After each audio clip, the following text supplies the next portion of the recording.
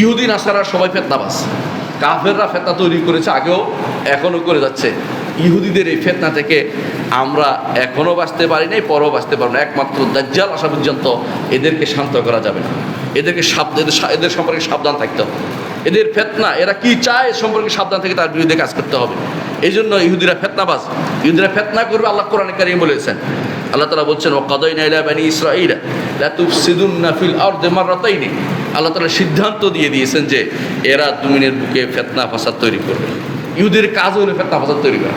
মুহাম্মদুর রাসূলুল্লাহ সাল্লাল্লাহু আলাইহি ওয়াসাল্লামের মদিনাতে তারা ছিল, রাসূল তাদেরকে মদিনার সমাজে রাখতে বাধা দেন নাই।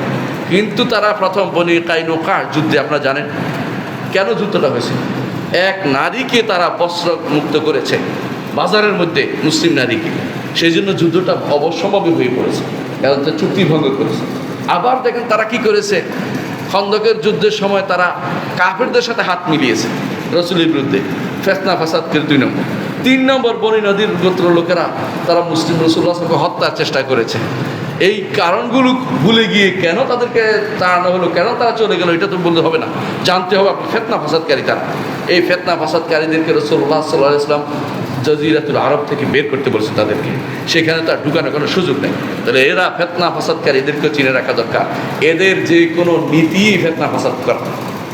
এদের নীতি যেগুলি আপনাকে দিয়েছে, অনেকগুলো তন্ত্রমন্ত্র দিয়েছে, অনেকগুলি সবগুলি ফিতনা ফাসাদের জিনিস। এগুলিকে কোনোদিন গ্রহণ করতে পারবেন না। এগুলি গ্রহণ করার অর্থ হচ্ছে আল্লাহর বিধানকে আপনি দূরে সরিয়ে দেয়া।